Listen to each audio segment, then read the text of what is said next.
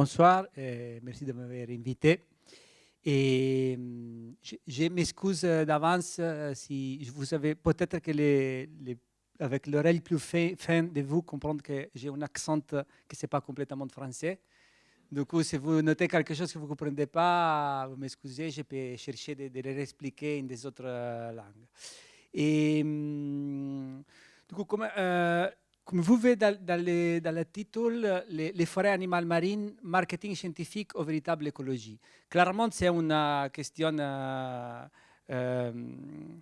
c'est comme dit, polémique et une question que j'ai la réponse. C'est mon sujet de recherche, du coup, j'espère que ce n'est pas que du marketing écologique. Mais c'est juste pour ramener l'attention sur quelque chose qui se fait beaucoup dans la science maintenant, aujourd'hui, ou de ce qui est considéré science, de mettre beaucoup de visualisation, marketing, apparence moins que substance. Du coup, par des fois, on se trouve avec des concepts qui sont rien, mais sont très jolis, très puissants, etc. Moi, je vais un peu vous montrer comment on a défini ces concepts ici, pourquoi on l'a fait et comment on peut faire avec une approche scientifique basée sur les méthodes scientifiques de la formulation d'hypothèses, observation, formulation d'hypothèses et vérification de l'hypothèse, qu'on peut arriver à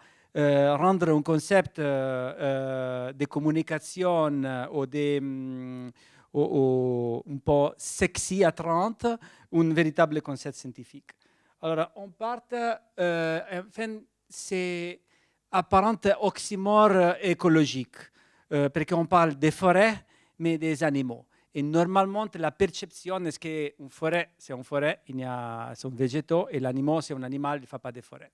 Du coup, je vais vous expliquer, chercher de vous expliquer qu'est-ce qu'est une forêt animale. On parlera de l'espèce ingénieure, de la différence entre les plantes et les animaux, et de qui et pourquoi on a besoin de ce concept de forêt animale. On a déjà beaucoup de choses, on peut les appeler coraux, on peut appeler populations benthiques. Pourquoi on parle de forêt animale? On parlera du coup de l'écologie fonctionnelle, qui est la branche de l'écologie que j'étudie. Je viens de dire, j'ai ajouté que je travaille à l'Observatoire océanologique de Bagnols-sur-Mer. C'est un observatoire de la Sorbonne Université. Et moi, je suis chercheur CNRS. On a cet endroit en on se mélange chercheurs CNRS et enseignants-chercheurs de l'université. Et on cherche de faire des approches un peu plus 360 degrés, avec plus contact avec les étudiants. Du coup, on mélange professeurs et chercheurs dans le même endroit. Et ça, c'est un des observatoires de la Sorbonne qui fait ça. Du coup, on parlera d'écologie fonctionnelle, de l'effet de la canopée, de ce qu'est un microclimat et surtout de ce qu'est un microclimat dans l'océan et de la biodiversité associée. Et après, je vais ramener dans l'environnement mésophotique, cette zone relativement pas inexplorée, mais pas beaucoup explorée. Et je vais parler de l'expédition des projets en cours que j'ai au moment. Et alors, on commence. Quelles sont les espèces ingénieures? Les espèces ingénieures sont des espèces qui font des modifications physiques ou chimiques naturelles de l'environnement naturel et qui ont une influence sur la répartition des autres espèces. Par exemple, les castorènes s'appellent, non? Oui, qui construisent des barrières. Si le problème, on a vu, le problème est que si on déteint de la lumière, vous ne pouvez pas prendre des notes. Du coup, vous pouvez choisir, comme il a des belles photos, c'est meilleur.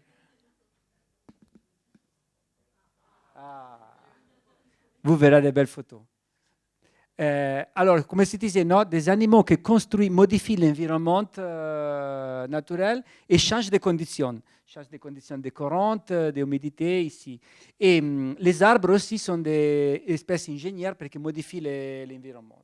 Et en fait, les espèces ingénieures terrestres, surtout les arbres, sont les plus connus des espèces ingénieures terrestres, qui fait augmentent l'hétérogénéité de l'environnement et avec la transformation d'un environnement à 2 dimensions vers un environnement à 3 dimensions.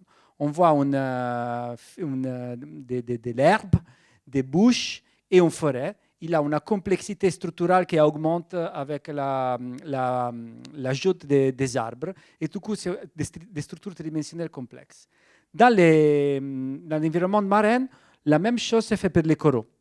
Du coup, les espèces ingénieurs marines, du coup, augmentent la complexité tridimensionnelle. Mais les coraux ont ça, j'espère que vous tous savez, qu'ils ne sont pas des plantes, mais sont des animaux.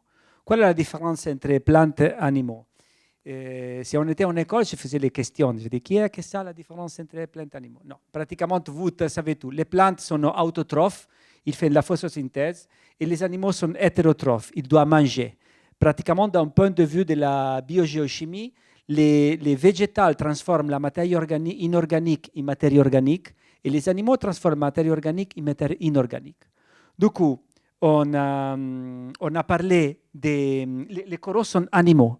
Les coraux sont formés d'un millier de petites unités, les polypes. C'est comme une méduse, au contraire. Il a des tentacules urticantes, il a une bouche à l'intérieur, et une colonie comme ça, un arbre, il est formé de milliers de ces petits polypes qu'ils mangent. Ce sont comme des milliers de bouches qui mangent les planctons. Du coup, ce n'est pas une plante. Il a une fonctionnalité similaire à les plantes. Vous avez sûrement entendu parler des coraux tropicales qui font la symbiose avec des zooxanthelles, des petits algues. Mais sont des animaux avec une symbiose comme des végétaux. C'est un peu différent. Et du coup, on a parlé des forêts, parce qu'on a dit ici que les forêts sont, qui font les mêmes fonctions des forêts, mais on a parlé que ce sont des animaux. Et du coup, si nous, on va chercher l'éco-respectif de la forêt terrestre d'un point de vue physiologique, normalement, on a les phytoplanctons. Vous savez que les phytoplanctons, c'est ce qui donne la plus grosse quantité d'oxygène au système, à l'atmosphère. Et ce sont des cellules, des animaux unicellulaires qui font la photosynthèse. Ou les prairies, les posidoniamides, les prairies des posidonies, ou des autres plantes marines, ou les kelps, les algues, qui sont des végétaux et physiologiquement sont des forêts. Mais si on va chercher une correspective des forêts terrestres d'un point de vue, d'un regard d'écologie fonctionnelle, ça, je vais plusieurs fois, je vais faire des exemples dans sa présentation en que, par des fois, quand on découvre quelque chose, tu n'as pas besoin d'aller au bout du monde à faire des explorations dans des endroits où personne n'est allé, mais on a parlé avant avec le directeur que par des fois, une découverte est simplement de regarder quelque chose d'un point de vue différent. Du coup, on verra que si nous, on change les regards et on regarde du point de vue de l'écologie fonctionnelle, pour trouver les correspectives des forêts, on cherche des espèces sessiles, signifie qu'elles sont fixes au substrat, à longue durée de vie et à croissance lente. Et ça sont les coraux. Vous verrez que aussi, d'un point de vue visuel, ça ressemble à des forêts. Du coup, on a des forêts, on a des animaux, et on n'a pas les termes pour les définir, parce que c'est quelque chose qui dans l'ambiente terrestre n'existe pas. Et du coup, moi, avec des autres collègues, on a édité de différents livres avec des articles scientifiques en qui on parle de ces concepts, la forêt animale marine. Aussi, une forêt, fonctionnellement une forêt, fait des individus à forme arborescente, mais fait des animaux. Et ça a été l'objet de 2 livres, une récolte de papiers scientifiques, mais aussi a été reconnu dans la United Nations, dans les Nations Unies, comme un habitat, un écosystème, une typologie d'écosystème.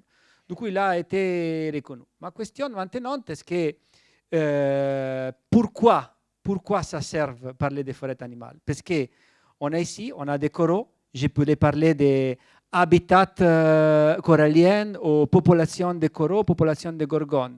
Comme on a dit, si on change les regards, on a un avantage. Pourquoi? Alors, les termes des forêts animales, ça a une très puissante attractive pour la sensibilisation du grand public.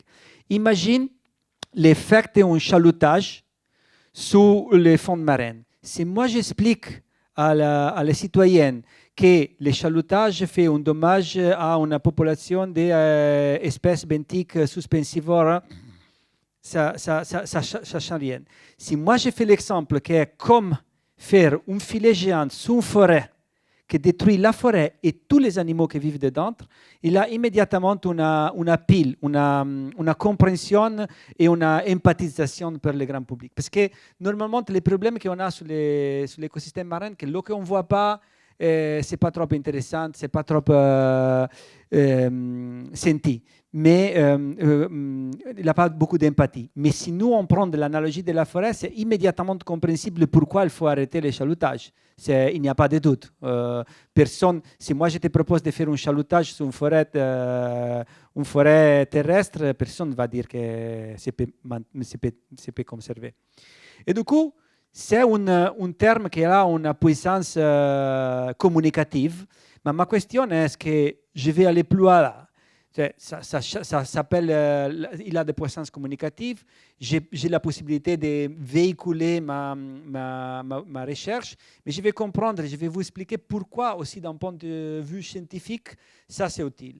Alors, l'analogie avec les forêts nous permet, à part de communiquer et d'avoir de belles histoires, nous permet de transférer les théories et les méthodologies dans l'écologie forestière terrestre à l'écologie marine.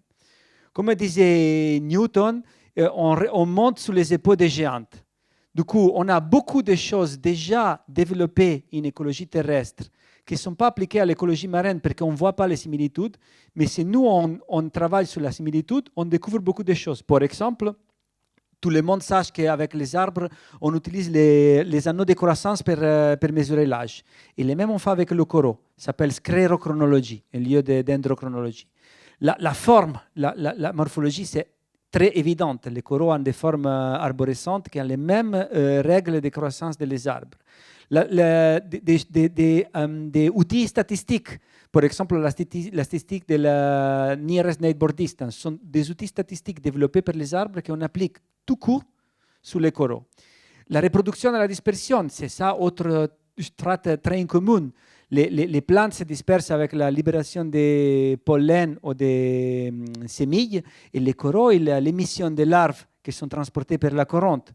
Du coup, il y a beaucoup de similitudes. Et après, à que je suis plus intéressé, c'est en effet plus écologique, plus on dira d'une vision plus holistique des fonctionnalités, c'est le fait que les forêts forment des canopées, et je vais voir si l'effet canopée il existe aussi dans les milieux marins.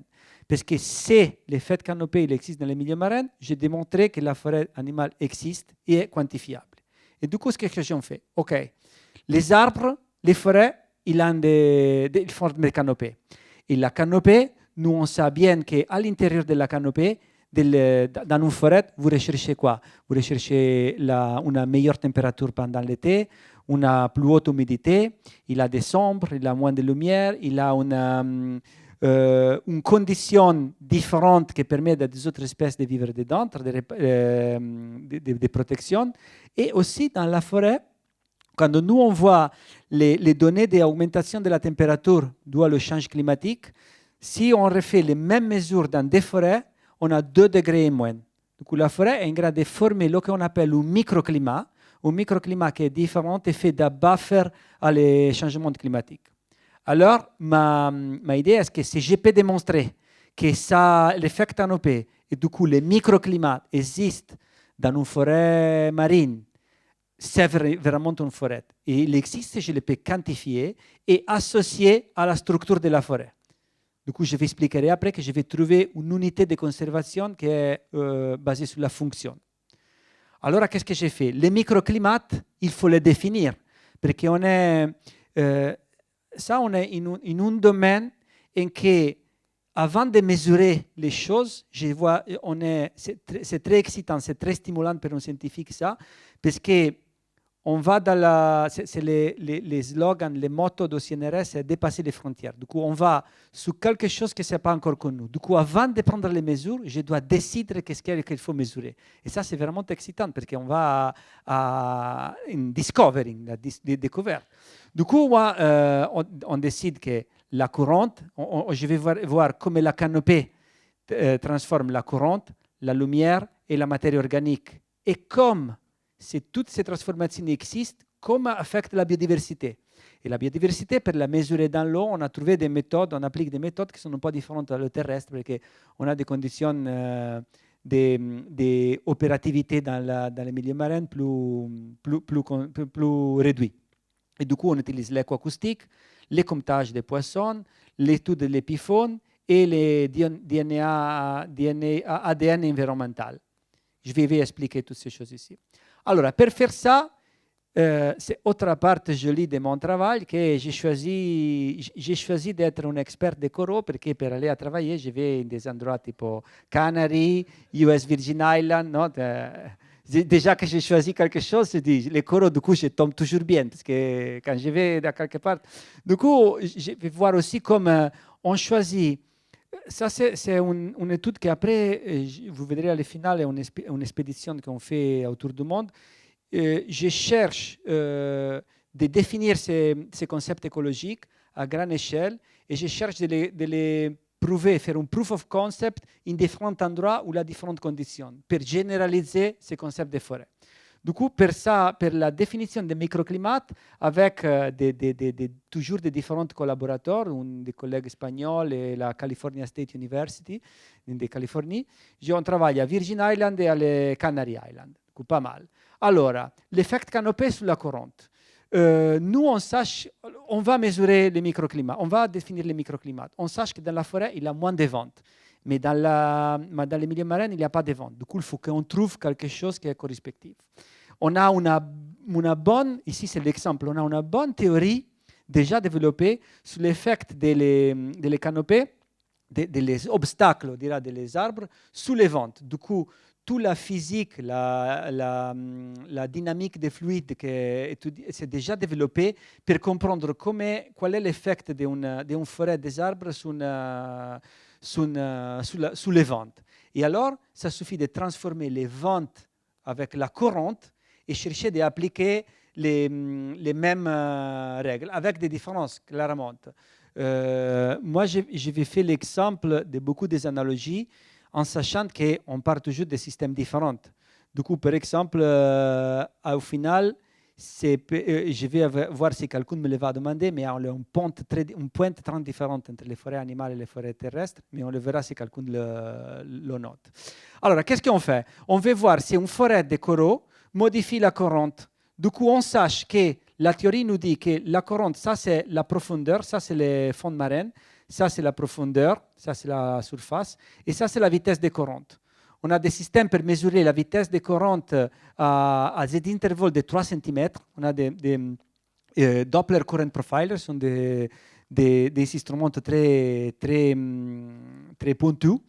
Et on peut décrire un profil des courantes. Si la théorie me dit que s'il n'y a pas un obstacle, ou si l'obstacle ça ne marche pas, j'ai une diminution de la courante comme ça. S'il y a un obstacle, si l'obstacle est suffisamment actif, j'ai une diminution de la courante plus forte à la sommité de la forêt et une courante beaucoup plus faible à l'intérieur de la courante. Et ici, on a un maximum shear stress, que je ne sais pas comment traduire, mais c'est la force exercée de la différence de vélocité entre les deux parties. C'est une force de drag, je ne sais pas comment traduire le maximum shear stress, mais c'est une force qui agit sur la colonne d'eau et du coup sur les particules qui sont dans cette zone de colonne d'eau, qui est dérivée de la différence plus haute de vélocité entre deux couches de courante. Alors, qu'est-ce qu'il passe si il a un effet canopée sur la courante? Que la vitesse à l'intérieur de la forêt respect à dehors, c'est plus faible. On a un taux de rétention plus élevé. Du coup, soit pour la courante, c'est plus faible, mais soit aussi pour les forces de drag qui ramènent et entrappent les particules. Du coup, affectent aussi sa part de la colonne d'eau. Et du coup, ça signifie que plus larves de les coraux qui restent dans les coins ou qui s'arrêtent quand ils passent sur la colonne d'eau, et plus de nourriture. Du coup, plus de nourriture à manger pour ces forêts. Du coup, un effet à feedback positif.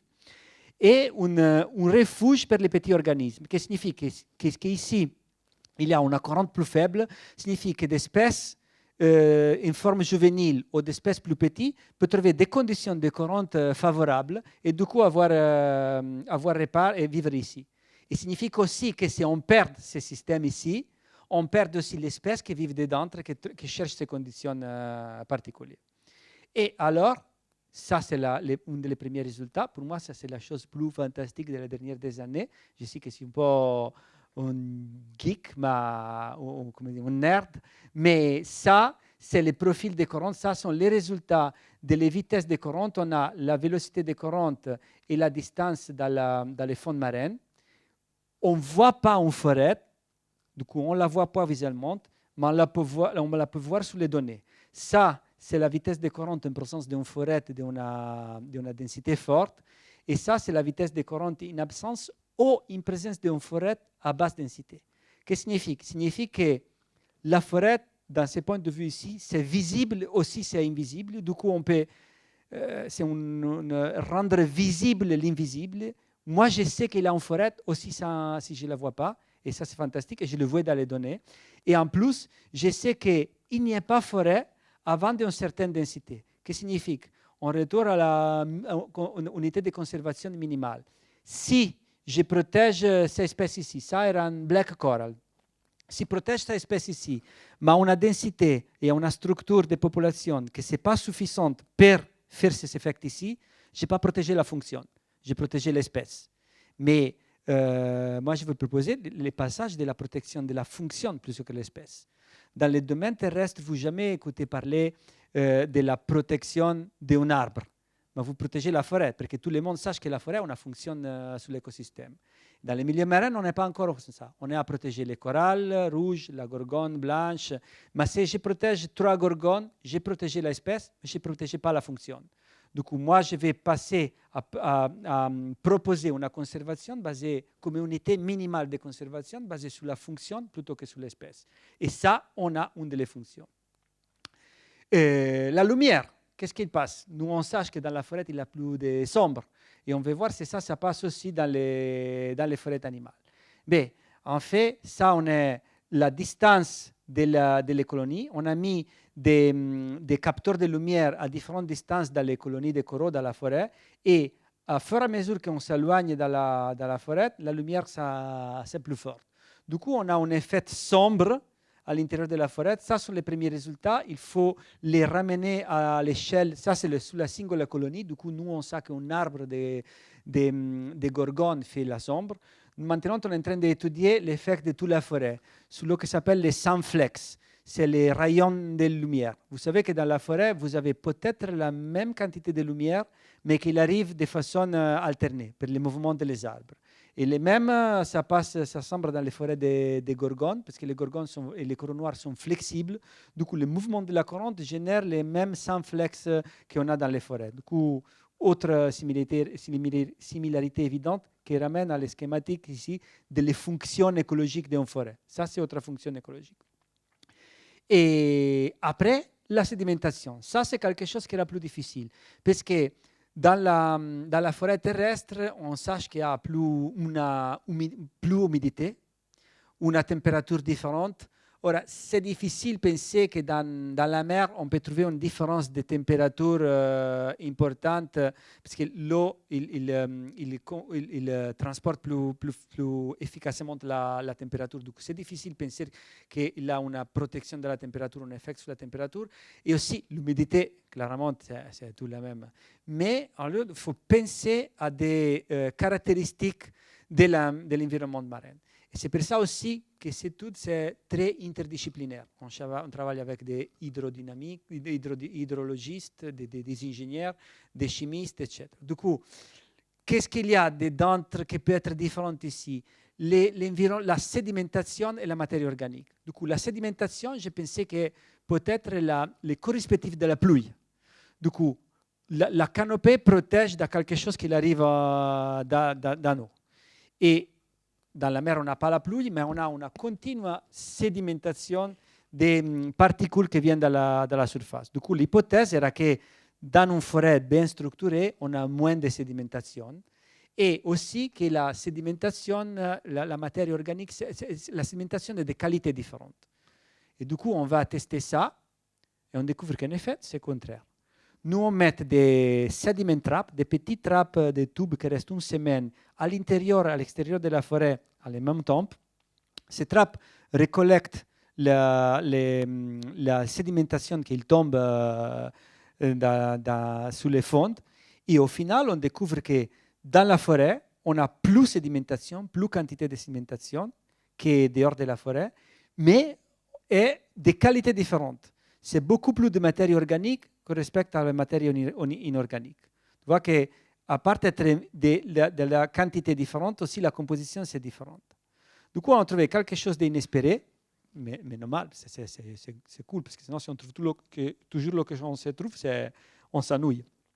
Alors, on a trouvé ça, et il faut qu'on comprenne pourquoi. Probablement, c'est dû à la diminution de la courante à l'intérieur qui retient plusieurs temps les particules, ou aussi à l'effet de shear stress qui forme de la turbulence et fait des resuspensions sous les fonds marins. Du coup, les prochaines expériences vont être sous des fonds qui ont moins de sable, moins de sédiments, à voir si c'est tout ce qui arrive d'ici ou c'est ce qui arrive, on dira, de l'intérieur de la forêt.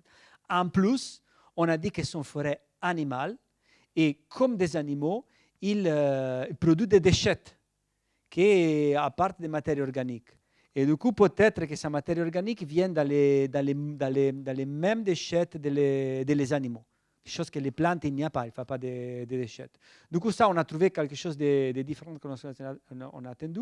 Et en plus, avec des collègues chimistes de Barcelone, on a aussi analysé la quantité de matière organique dissolue. Du coup, pas seul la matière organique qui tombe particulée, mais aussi la dissolue. Avec des seringes, on va dans l'eau à prendre les échantillons d'eau dans la forêt et dehors de la forêt. On a découvert qu'il a plus dissolvé d'organic matter. Du coup, du point de vue de la dissolution, de la quantité dissolue, il a plus dans la forêt. Du coup, probablement, c'est un effet de la particule du fond marin et surtout, l'intérieur de la forêt, c'est plus riche. Qu'est-ce que signifie que c'est plus riche de matière organique? Signifie que la matière organique, c'est la bouffe, la nourriture pour les bactéries. Et les bactéries, on a ça aussi, c'est d'étudier la présence des bactéries, ils déclenchent une chaîne trophique plus riche ou différente. Et ça ramènera, comme vous verrez, aussi à l'effet sur la biodiversité.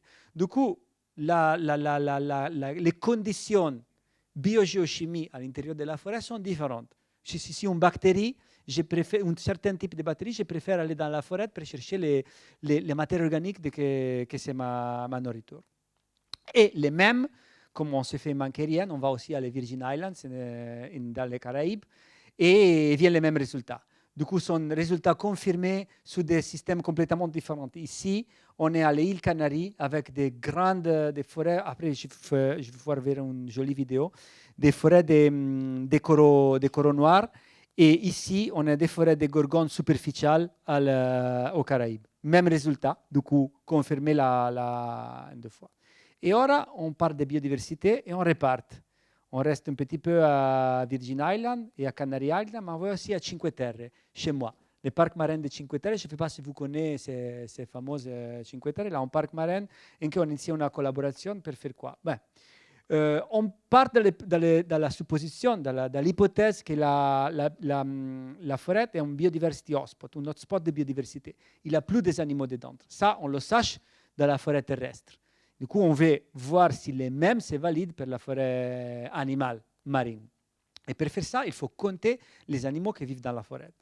Mais les problèmes, on dira, est-ce que ce n'est pas assez facile. Tu ne peux pas rester 2-3 jours à faire des observations, à compter les poissons, etc. En plus, on parle des animaux plus petits, parce que ce sont des forêts, les grandes forêts de coraux noirs sont des mètres, 1,5 mètre de grandeur, mais les gorgones sont 30, 40, 50 cm. Du coup, on parle des échelles plus petites et on parle de la présence des plongeurs qui fait une modification des comportements des animaux. Du coup, il faut trouver la façon de les espier sans être là-bas.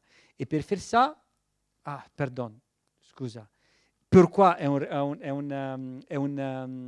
un oasi di biodiversité? Perché la forêt donne un refuge pour les proies. Du coup, les proies peuvent trouver refuge dans la forêt, vous verrez des analogies, et un terrain de chasse pour les prédateurs. Du coup, on part de ça comme hypothèse, qu'on a des terrains de chasse et des refuges pour les prés.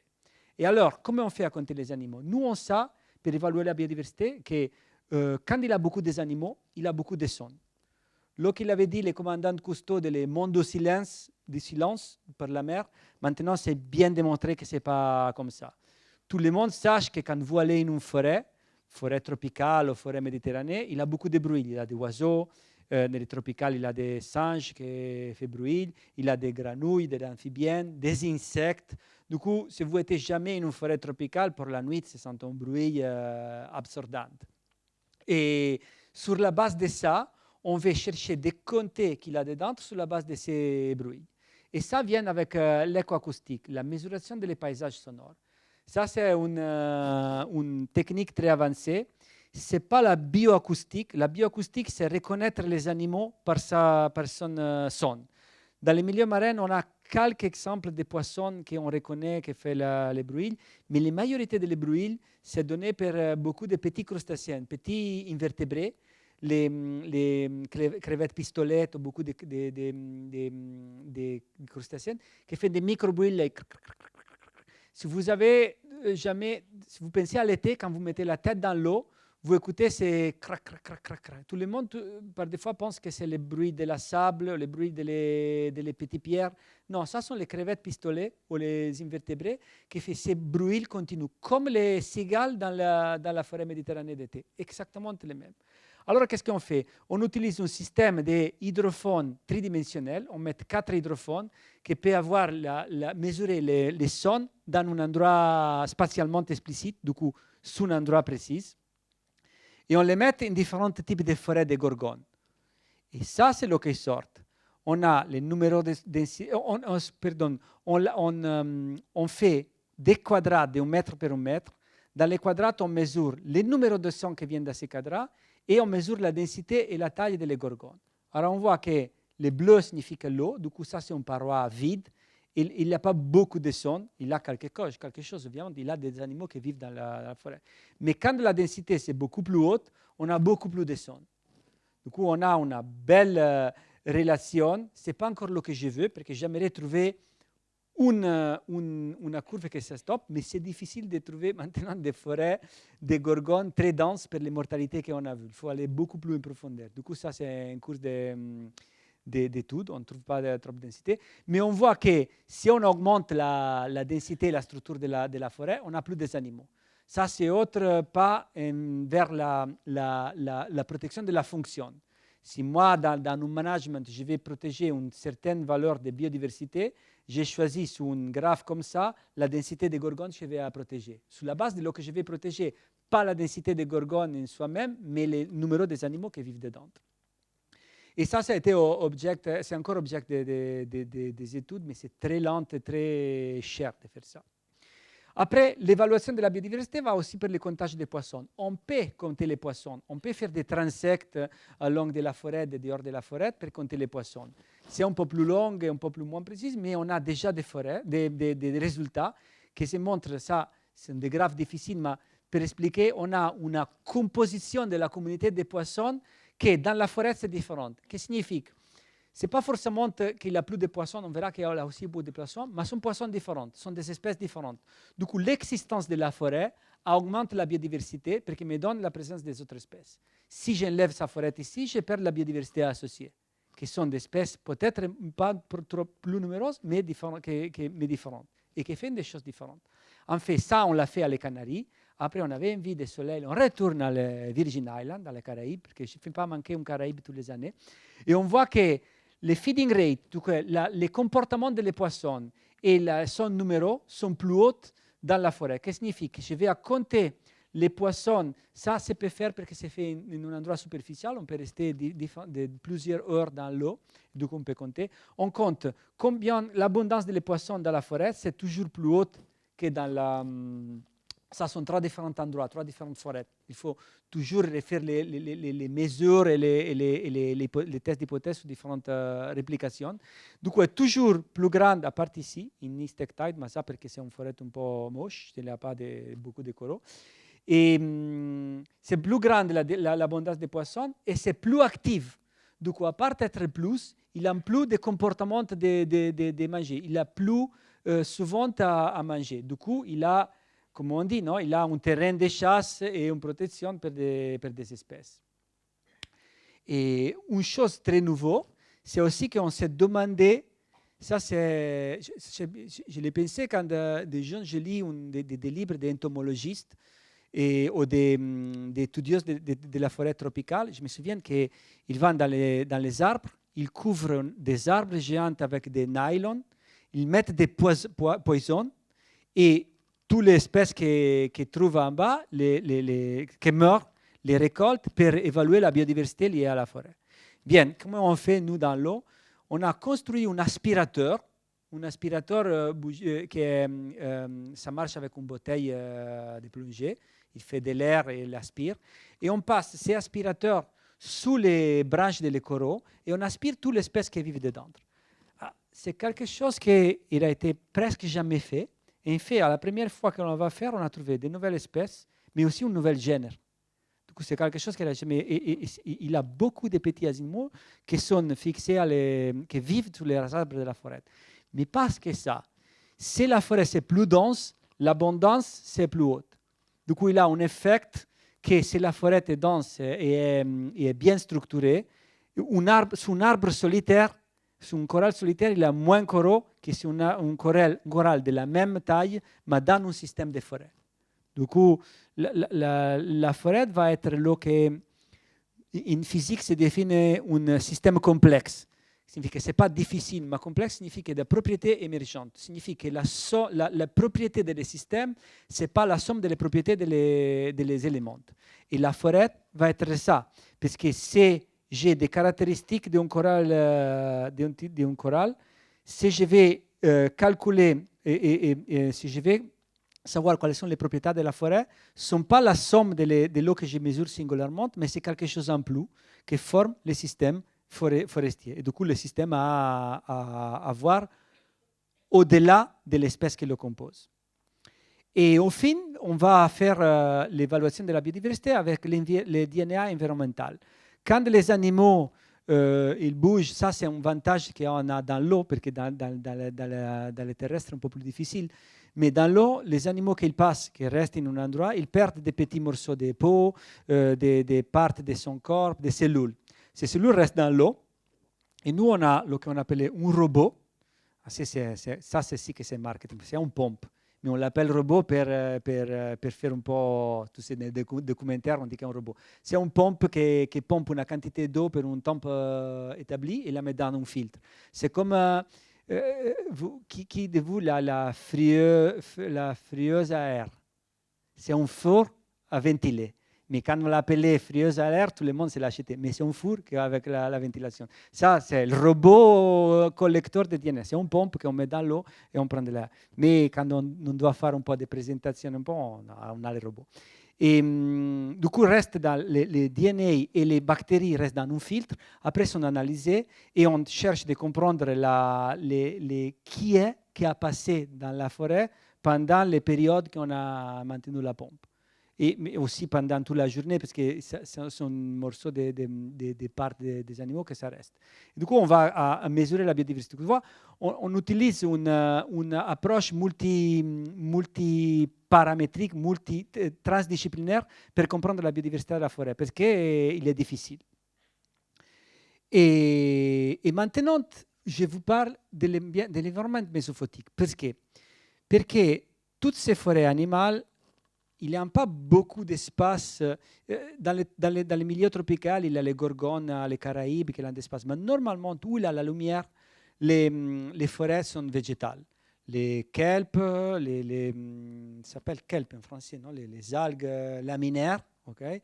Les posidonies, la cimodocée, les plantes, etc., etc. Et quand si on cherche les forêts animales, on va dans la profondeur. Dans la profondeur, dans la zone mésophotique, c'est la zone où la lumière c'est réduite. Et du coup, on a plus facilité à trouver ces forêts et ces systèmes qui sont uniques de l'environnement. Là où une forêt végétale ne peut pas exister, et on peut trouver de toute façon des forêts qui sont les animaux. Et qu'est-ce qui passe? Dans la zone mésophotique, alors, pourquoi c'est intéressant cette zone mésophotique? On dira que c'est la zone comprise entre 50 et 150 mètres. Okay. Du coup, toute l'écologie marine, c'est basé sur la plongée des dernières 40 années, la plongée scientifique. Mais normalement, les plongées n'arrivent pas à plus de 40 mètres. C'est très rare qu'on veut faire des études d'un plongée à plus de 50 mètres. Normalement, c'est tout sur la zone superficielle. Du coup, cette zone, entre les 0 et les 40 mètres, c'est bien compris, bien étudié. Après, on arrive, et on peut, clairement, on peut aller avec les sous-marins, les robots, on peut aller dans les profondeurs. Mais ce sont des systèmes, c'est très cher. Et surtout, ces systèmes sont grands.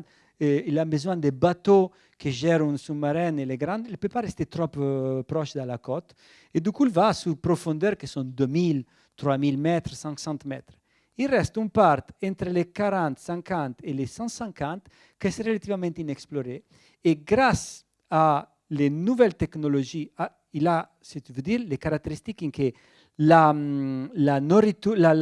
lumière est diminuée très fortement, jusqu'à être... C'est encore possible la photosynthèse, mais ce n'est pas assez facile pour les plantes.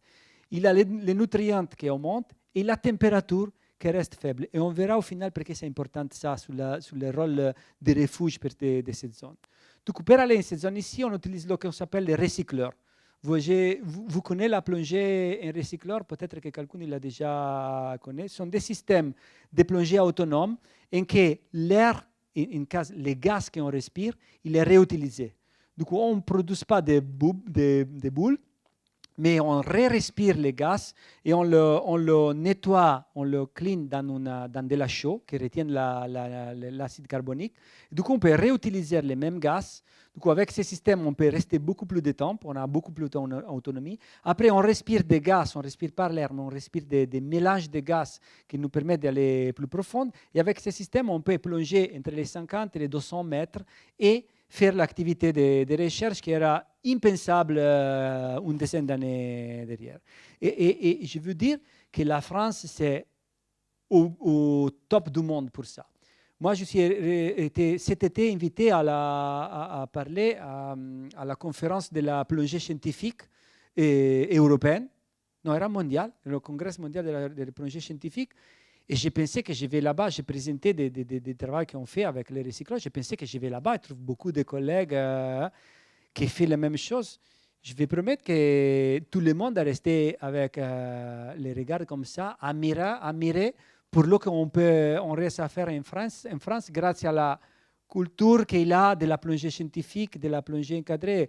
Ce que j'ai fait ici, je ne pouvais jamais non plus imaginer de le faire en Italie ou en Espagne. Du coup, ça, on est vraiment à l'avant-garde en France. Et qu'est-ce que est? Du coup, le rebreather, recycleur, il a des avantages et des désavantages. Clairement, c'est très lourd. Tu vois, pour plonger, il faut qu'on se mette de cette façon. Moi, j'ai plongé avec 70 kilos sur mon dos. Et c'est un désavantage, ce n'est pas très facile. Mais les avantages sont verticales, plus profondes. Et ça que tout le monde se fixe sur ces avantages. Les verticales, tu peux aller profond, tu peux aller 200 mètres. En fait, oui, je peux aller à 200 mètres, mais récemment, on fait une expédition. Quand on plonge à 120 mètres, on a 15 minutes de temps. Du coup, on retrouve les mêmes problématiques qu'on trouvait en surface avec, à 40 mètres avant. Mais l'avantage qui m'intéresse beaucoup, l'avantage horizontal. Parce qu'à la même profondeur, à 40, 50, 60 mètres, on peut rester beaucoup plus de temps. Et du coup, faire des études plus complètes et manipulatives, si tu ne veux pas que prendre des choses et après regarder qu'est-ce qu'il y a. Et du coup, ça permet ces systèmes d'aller dans la zone mésophotique. Et qu'est-ce qu'on fait dans cette zone mésophotique? Alors, c'est le moment que je vais présenter les projets qu'on fait sur cette zone mésophotique. Du coup, on a les projets Arche de Noé, les projets Discover, les projets Deep Hope et finalement les projets Deep Life. Et ça, comme vous verrez, c'est pas mal. Hein? On a la Polynésie, les Caraïbes, les Cap-Vert, Canaries, Méditerranée, et après, dans le futur, on a l'Arctique aussi, on a fait des expéditions à l'Arctique, et c'est tous des endroits très jolis. Alors, l'Arche de Noé, refuge climatique profond. Vous avez sûrement écouté et entendu parler de l'immortalité des gorgones. Mortalité massive, on perd tous les gorgones, on n'a plus de gorgones, sont tous mortes, etc.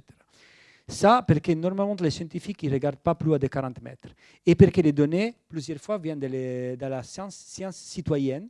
Du coup, les plongées récréatives, les plongées loisirs, qui, obviamente, ne plongent pas très profond. Du coup, on a beaucoup de données, et données très alarmantes, qu'il faut voir que de 2012, ça c'est un parouane de 2012, et ça en 2022, on a une mortalité massive. Mais, quand j'ai vu l'idée d'aller un peu plus profond et faire les mêmes études entre les 40 et les 90 mètres, j'ai trouvé quelque chose d'étonnant. C'est que la mortalité diminue fortement avec la profondeur, jusqu'à être presque rien de mortalité à 90 mètres, à 80-90 mètres. Tu vois, ça c'est la mortalité entre les 0 et les 40 mètres. Ça c'est la mortalité dans le deep. Et alors, qu'est-ce qu'il passe? On est content, on a trouvé la solution, on est content qu'il y a refuge. Non, ça c'est ce que beaucoup de collègues, c'était difficile, parce que quand je voulais sortir avec ces papiers, ils m'ont dit non, tu ne peux pas dire que les choses vont bien. Il a c'est envie de faire l'alarmisme, les préoccupations, que c'est pas, ça c'est encore, j'expliquais, ça c'est encore pire, parce que si je découvre qu'il a des populations saines et en bonne santé à 80-90 mètres, signifie que, uno, il a encore quelque chose à conserver. Deux, et on a un extra time, parce que ce n'est pas infini. Les réchauffements, il arrive de plus en plus profond. Du coup, avoir un extra time pour comprendre comment gérer ça, pour faire une inversion des tendances, donne une alarme, un espoir et une ligne de recherche, plutôt que se fermer ici et dire tu es morte. Le risque de dire que tu es morte, c'est qu'au final, la gente dit qu'est-ce que je dois faire? Ça va me porter. Ici, on a des forêts fantastiques qui sont en attente qu'il arrive les réchauffements plus profonds. Cette année, on est déjà arrivé à 50 mètres avec le réchauffement, et chaque année va pire. Du coup, on a vu que les zones mésophotiques, c'est un refuge climatique, un endroit où on peut, ou quelques espèces, des espèces peuvent trouver un refuge temporaire, mais un refuge. Et ça, c'est l'importance d'aller dans la zone mésophotique. Et on l'a vu avec ces projets Arche de Noé. On l'appelait Arche de Noé, toujours parce que pour avoir des funding pour les projets, il faut trouver un peu des histoires jolies. Non, l'idée, c'est que quand je trouve des populations qui ne sont pas été impactées, et pour comprendre la tempistique de récupération de ces populations, je dois comprendre quel est le temps zéro. Mais si je vais une population de gorgones qui est là-bas, je ne sais pas de combien de temps, je ne sais pas savoir l'échelle temporelle. Si je vais sur une épave, je sais la date en que l'épave s'est coulée. Du coup, quand je trouve une population de gorgones, je sais exactement combien de temps il faut pour arriver à une population autosuffisante d'un point de vue démographique. Parce que si la population profonde n'est pas autosuffisante, ce n'est pas un refuge. Donc, il faut contrôler la connectivité, faire l'analyse parentale pour voir si la population est autosuffisante. Et si je le fais sur une épave, j'ai aussi une échelle temporelle. Donc, on l'appelait Arche de Noé parce que ces épaves représentent un peu le refuge et l'espoir de ces gorgones ici. La mission Discover a été, je la mets parce qu'elle a été la première fois que la flotte française a organisé une expédition mésophotique. Et j'ai vu pas de chance d'être là qu'il a organisé, parce que c'est un cauchemar bureaucratique, être les premiers, tu as tous les problèmes, mais était une satisfaction parce qu'il y a eu des choses jolies. Et ça, c'est pour vous dire que beaucoup de choses, vous voulez, et je l'ai fait avec une association privée, des experts sur la plongée profonde, la plongée scientifique. Et quand on prouve à faire avec des moyens qui ne sont pas encore préparés pour ça, des navires très grands, on a beaucoup de difficultés techniques. On n'est pas encore sur ces lignes ici. Quand même, avec les bateaux à voile qu'on voit, c'est plus petit, on peut rester plus proche de la côte et faire des travaux plus efficaces. Le projet Deep Hope, c'est un projet qui a été en Polynésie. C'est le projet que j'ai connu Under the Pole, qui est l'association con laquelle j'ai fait cette expédition ici. Era un projet sur les refuges climatiques. Moi, je suis été appelé dans l'investigateur principal pour donner un coup d'œil moi, je suis un expert de gorgones et de coraux pas durs, de gorgones et coraux noirs. Et quand il m'a dit on fait cette expédition en plonge profonde, si tu veux, on peut te donner des vidéos. J'ai dit non, si je vais regarder les données, je viens moi aussi au fond. Du coup, j'ai mis comme condition. Et moi, je suis déjà je suis formé à la plongée, j'ai fait beaucoup de plongées dans ma vie, etc. Du coup, j'ai dit, non, si je vais, je viens. Du coup, on s'est mis d'accord avec eux, ils m'ont fait des tests super pour voir si je peux être dans le club des super plongeurs. Oui, et du coup, maintenant, on plonge tout ensemble dans l'expédition. Et après l'expérience positive de ça, ils m'ont demandé une thématique pour une expédition de 10 années soutenue par les Nations Unies. Et j'ai trouvé des fonds pour la fondation BNP Paribas aussi, CNRS, Sorbonne, etc. Et pour aller à faire une expédition sur tout le monde, ils m'ont demandé une thématique. Du coup, eux, la boîte privée met la logistique, l'expérience dans l'expédition, une embarcation agile, facile à faire pour la zone mésophotique et l'expérience de les plonger. C'est financé par Rolex, la Fondation Bretagne ici. Et moi, je mettais la thématique, la science. Du coup, j'ai proposé de décliner ces topics de la forêt animale sur tout le monde. Du coup, on a fait ce projet qu'il a en fait trois types d'esprit. Il a un esprit scientifique, un esprit d'exploration et un esprit de conservation. Très volets principaux. La partie scientifique est étudier l'écologie fonctionnelle des forêts animales mésophotiques. On va sur le mésophotique et on va étudier comment ça marche ces forêts, en différentes forêts. Et proposer, comme je vous dis, un changement de paradigme. Passer de la conservation de l'espèce à la conservation de la fonction. Mais pour faire ça, un manager, si je lui dis, il ne faut pas que tu protèges la gorgone, il faut que tu protèges la forêt. Et la réponse est, si, mais combien?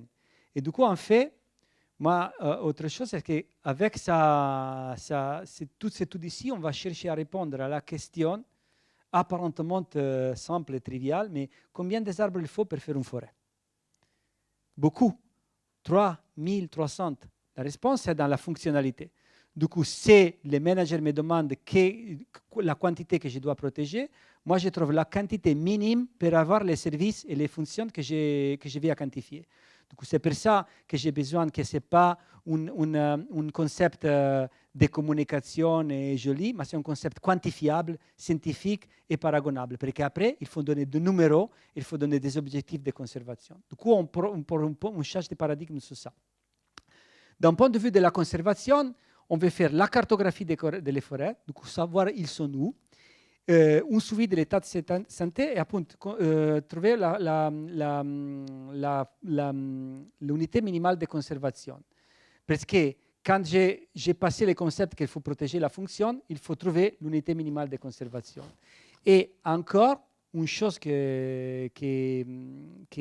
va faire, c'est aussi proposer d'insérer dans le management la troisième dimension.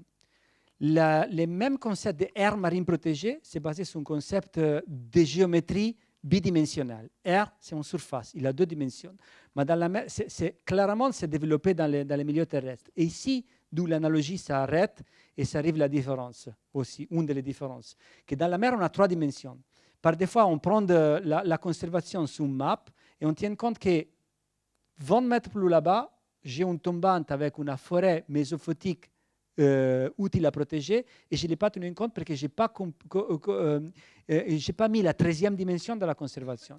Du coup, on cherche de mettre le focus, les mésophotiques, pour proposer une 13e dimension de la conservation, la dimension profondeur. Et enfin, l'exploration. On va découvrir de nouvelles forêts animales et on repousse les limites de profondeur des forêts connues, parce que comme on trouve des espèces qu'on ne savait pas qu'elles vivent assez profondes. Et ça, c'est ce que je disais quand on a commencé. Par des fois, il ne faut pas aller hyper profond ou aller dans l'autre bout du monde. Les coraux noirs étaient toujours là-bas. Si tout le monde, tu l'as vu, sont là. Maintenant, si moi, je change de point de vue et les regarde comme une forêt, j'ouvre une autoroute de connaissances possibles et de nouvelles découvertes qui sont là-bas. Je ne bougeais pas, ce sont toujours les mêmes coraux qui sont là-bas, mais tu fais une découverte en changeant les points de vue. Et maintenant, je vais faire 1 minute de vidéo et après on conclut avec quelques slides de l'émission. Mais ça, c'est pour vous montrer un exemple de comment une forêt et vous voir pourquoi une forêt. Ici, on est à Canaries, à Lanzarote. Et on a dans les premiers mètres, 50-70 mètres, on a ces Antipatella wallastone. C'est un corail noir grand. On voit les espèces qui vivent dedans, cherchent si tu vas vivre à l'intérieur de la forêt. Et la canopée, c'est évident ici. Et après, ce qu'on a trouvé est que si on descend, entre les 70 et 80 mètres, on a une zone de transition. Il a des éponges, il a des coraux un peu différents, il change. Comme aller quand vous voulez une montagne, il change le type de forêt. Non? On descend encore et on a Antipates furcata. On a Cedistes de forêt, semble forêt de cristal. Il change complètement l'environnement. Ça semble être... Après, on va encore plus en bas. On va à 90, 110 mètres. Et ici, on trouve une chose fantastique, quelque chose, moi, je l'appelais la forêt Avatar. Ce sont stichopates, c'est coraux à whip coral, et qu'on le trouve du coup, la dimension profondeur, c'est important parce que dans 50 mètres de profondeur, on trouve 3 différentes forêts, avec 3 fonctionnements différents, différentes espèces associées et différentes problématiques de jeux de conservation. Et pour vous dire de l'expédition Deep Life, qu'on est maintenant, on a trouvé la première forêt animale marine en Arctique. On a fait 2 mois dans l'Arctique en 2022 et on a trouvé une forêt des hydrozoaires. On est allé dans les Canaries. Peut-être que quelqu'un de vous a vu une émission de Thalassa récente. L'aventure extrême s'appelle. Il est 2 semaines arrière. La première partie era sur les cachalots. La deuxième partie, c'est sur notre expédition à Canary Island, à l'île Canaries. Du coup, ici, on a ces coraux géants. Ils sont très jolis. Ça, c'est très bon. Ici, il a plus côté exploration, parce que moi, quand j'ai parti pour l'Arctique, je ne savais pas ce que je vais trouver. J'ai préparé des protocoles standards, mais je ne savais pas ce que je vais trouver. On fait beaucoup de plongées à chercher et à voir. Ici, on est allé dans un endroit que j'ai déjà connu dans notre projet. Du coup, on est fixé sur les questions scientifiques, c'est plus volet scientifique. Et sur les Guadeloupe aussi, on vient de l'année dernière de faire Guadeloupe. On a trouvé aussi des forêts, pas des grandes forêts, mais des grands arbres. Les forêts plus de 50 mètres.